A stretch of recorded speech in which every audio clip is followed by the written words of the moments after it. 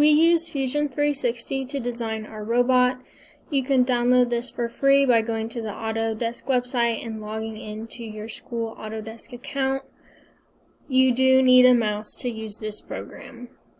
This is a cloud-based program, so everyone that is a part of your project can edit the designs in real time, and you can separate your designs into folders so they're organized. And once one person makes a sketch or they download a part, everyone has access to it and they don't have to download it. You can make 3D sketches of parts like in Inventor or AutoCAD. So you just go to whatever folder you want to save it to, and then you make sure that it's on the design section, and then you hit create sketch and you pick your plane, and then you can draw a line or any other shape, and then you can enter your dimensions, and Fusion does default to millimeters, and then you just hit finish sketch, and then from here you can extrude it, and you can either enter the dimensions or you can just drag this arrow up. And then make sure that it's on new body when you're creating something, and then you just hit OK. And then from here you can do any of these options or these options. And for example, this one you can do a hole, and you just pick your plane and then you can drag it, or you can create another sketch on top of it. So you just pick your plane again, and then you just do a circle.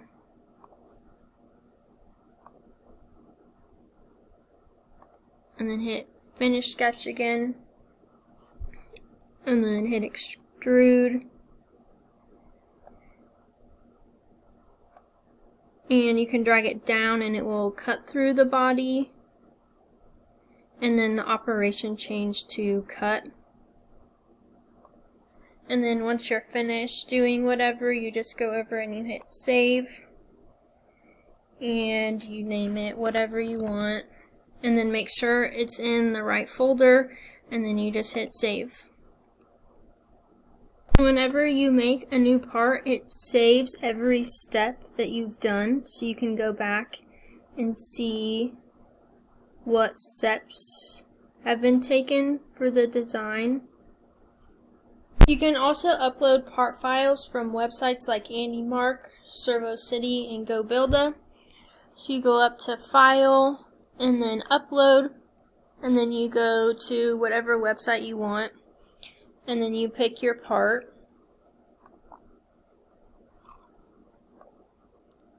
and then you go down to the download, and you click the step file, and then you click the file, and then you hit extract all, and then you can pick whatever folder you want it to go to. I have a separate folder that I download the parts to, and you select it, and then you hit extract, and then you pick your part, you drag it down to Fusion, and then you drag it in here for it to upload. Once it's done downloading, you can hit close, and then it saves it to your folder. And now everyone that's a part of your project has access to this part. You can also make an assembly, so you go up to the top and open a new tab, and then you save it and name it whatever you want.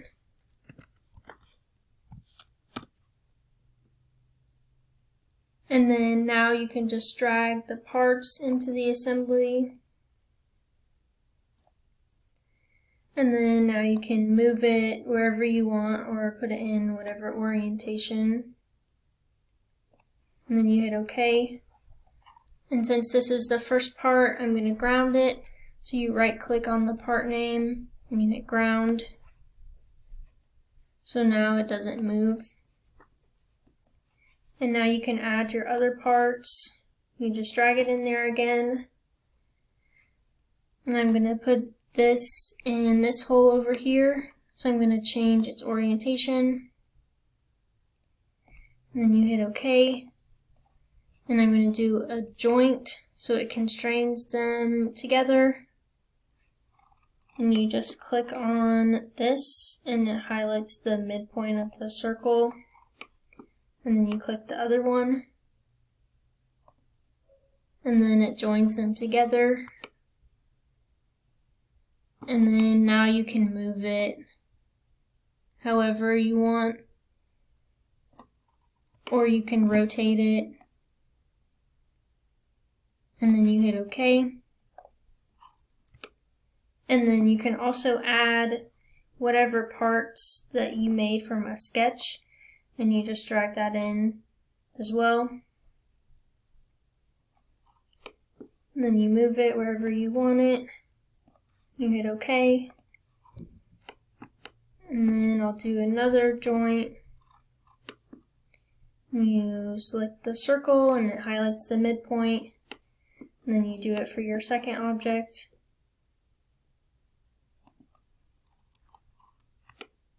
And then you drag the arrows so the objects are lined up however you want them. And then again, you can change whatever orientation you want it in. And then you hit OK. And then you can save it.